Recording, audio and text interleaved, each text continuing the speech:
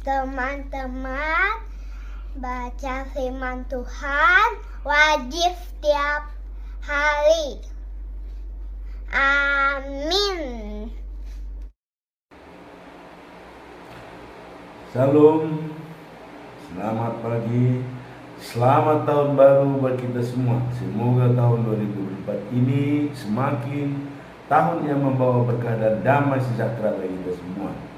Sebelum kita membaca firman Tuhan, kita akan menyanyikan lagu nomor Bukwende 518, yaitu Marsinondang Dibahen Yesus.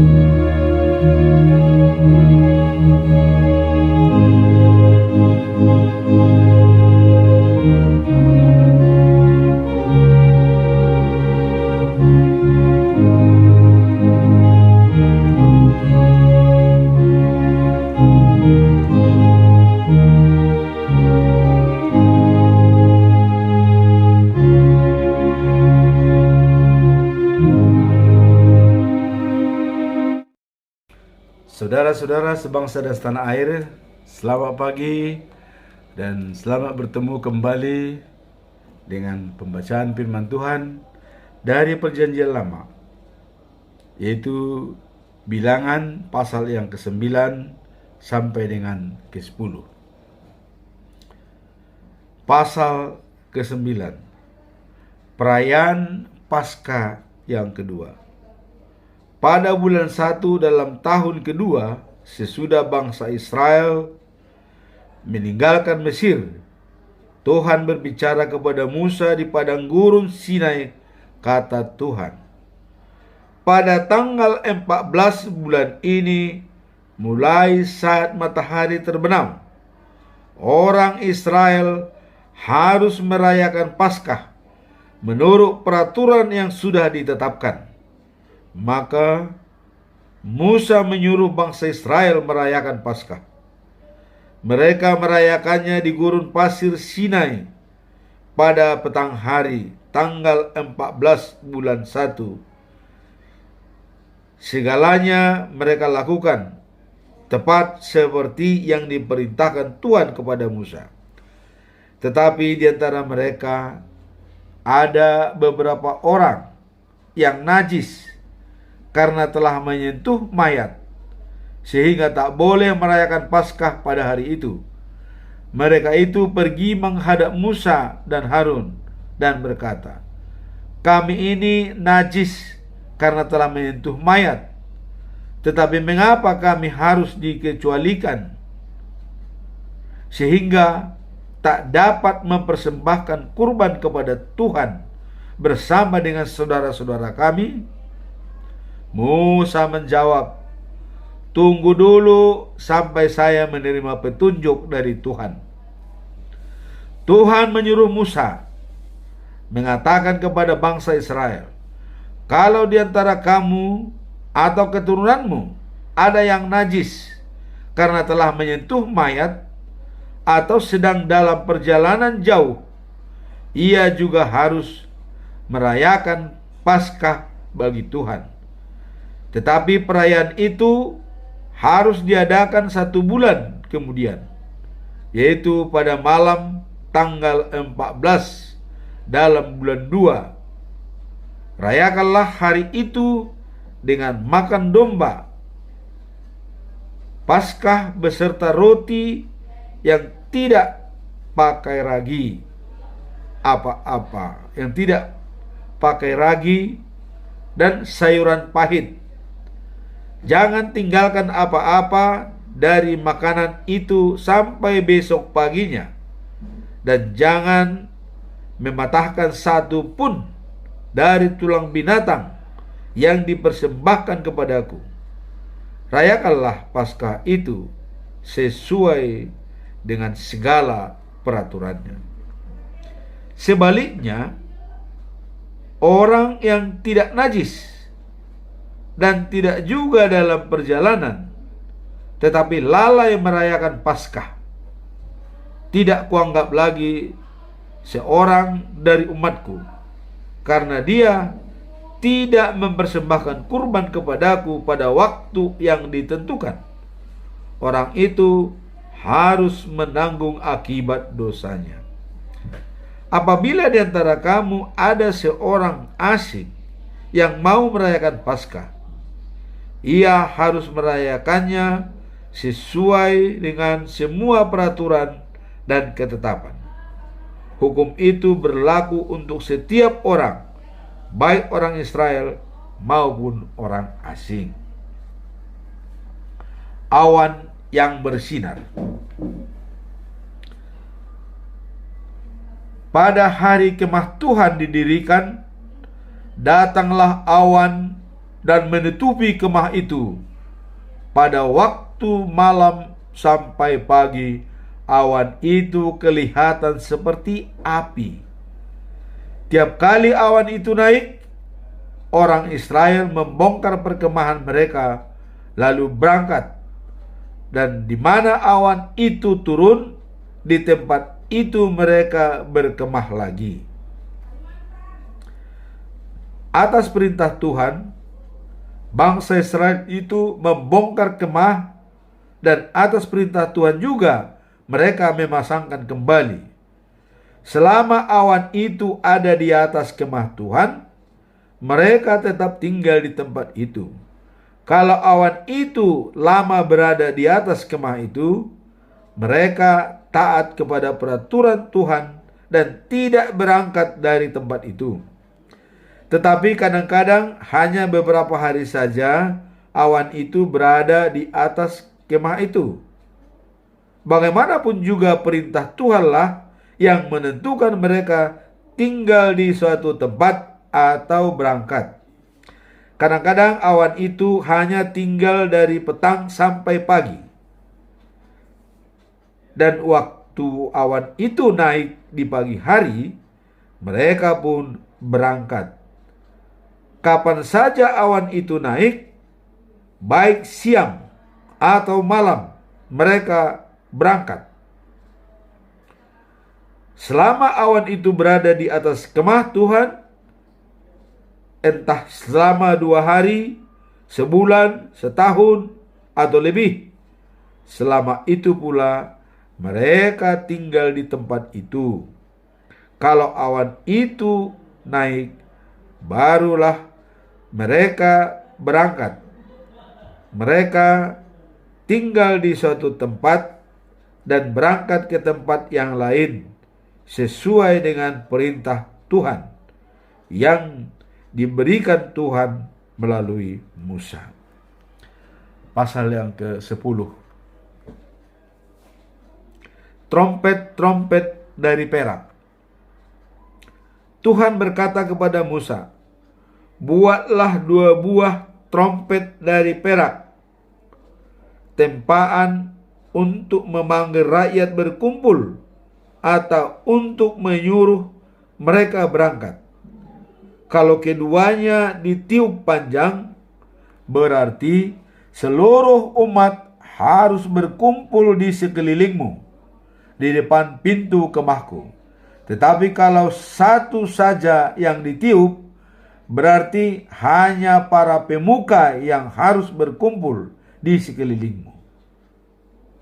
Kalau trompet ditiup pendek-pendek, itu tandanya suku-suku yang berkemah di sebelah timur harus berangkat.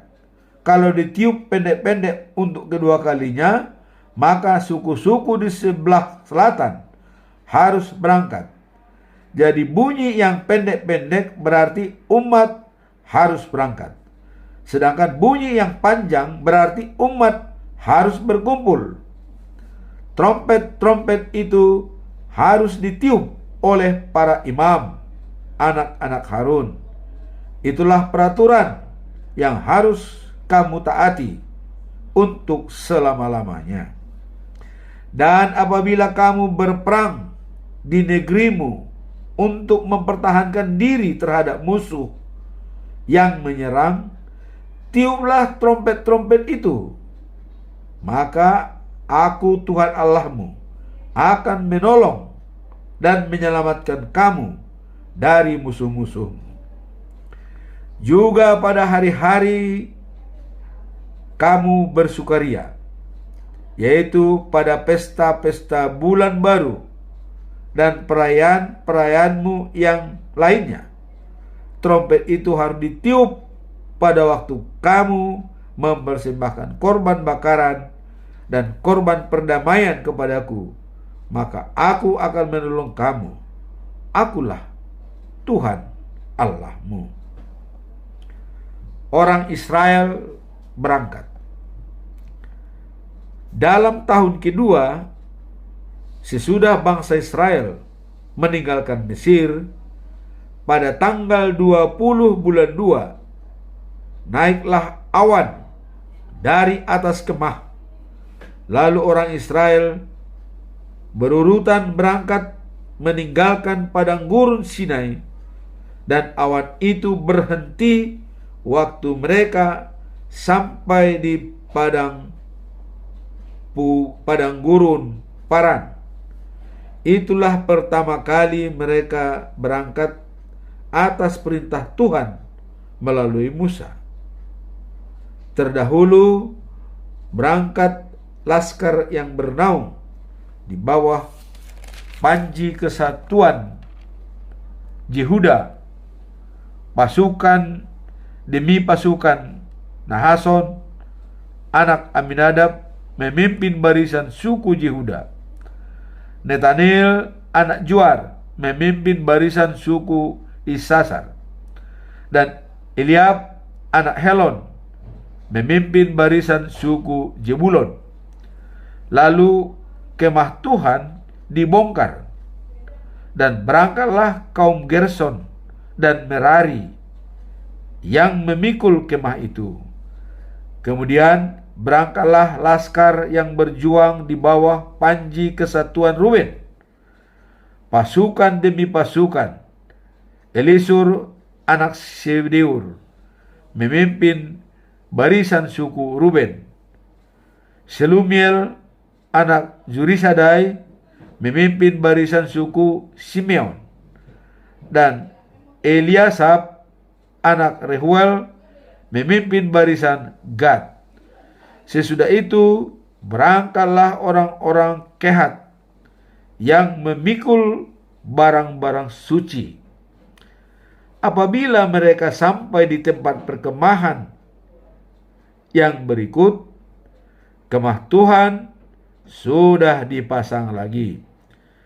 Kemudian menyusul laskar yang bernaung di bawah panji kesatuan suku Efraim. Pasukan demi pasukan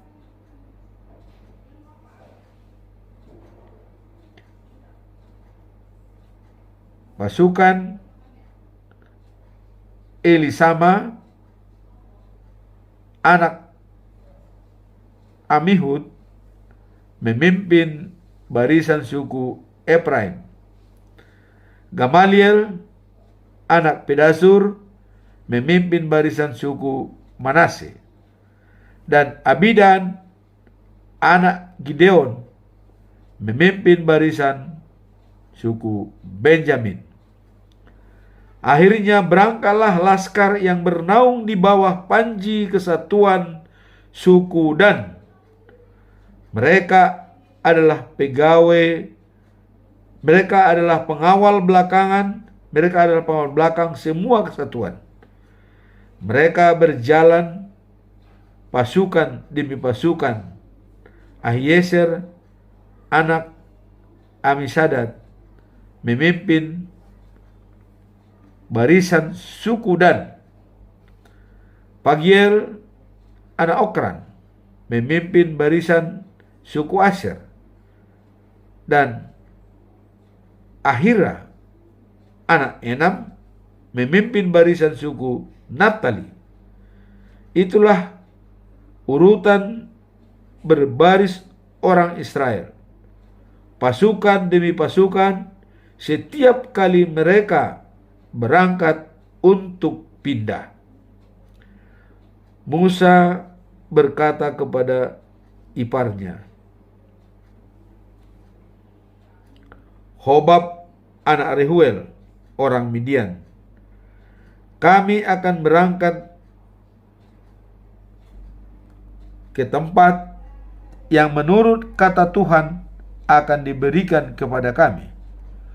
Tuhan telah menjanjikan yang baik kepada orang Israel. Jadi ikutlah, kami akan berbuat baik kepadamu. Jawab Hobab, terima kasih, tetapi saya ingin kembali ke kampung halaman saya. Janganlah meninggalkan kami, kata Musa.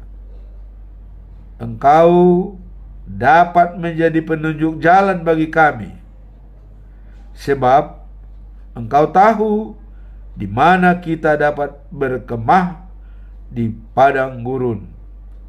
Jika engkau ikut, maka segala yang baik yang Tuhan lakukan bagi kami akan kami lakukan juga bagimu. Bangsa Israel berangkat.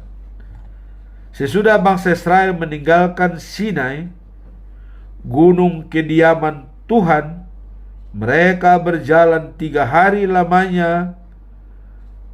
Peti perjanjian Tuhan selalu dibawa mendahului mereka untuk mencari tempat berkemah bagi mereka. Apabila mereka berangkat dari tempat perkemahan, awan Tuhan selalu ada di atas mereka pada siang hari. Setiap kali peti perjanjian itu akan diangkut, Musa berkata, bangkitlah ya Tuhan, cerai-beraikanlah musuhmu, sehingga orang yang membenci engkau melarikan diri. Dan setiap kali peti perjanjian itu sampai di tempat perhentian, Musa berkata, "Kembalilah ya Tuhan kepada timbunan keluarga Israel, kepada ribuan keluarga Israel. Kembalilah ya Tuhan kepada ribuan keluarga Israel." Demikianlah pembacaan firman Tuhan dari pasal 9 ayat 10 atau seri ke-45. Dan selanjutnya kita akan berlanjut nanti pada episode berikutnya, yaitu bilangan pasal yang ke-11 sampai dengan 12. Demikianlah pembacaan firman Tuhan. Semoga apa yang kita baca ini bisa bermanfaat bagi teman-teman semuanya, dan Tuhan memberkati. Amin. Subscribe, comment, and share.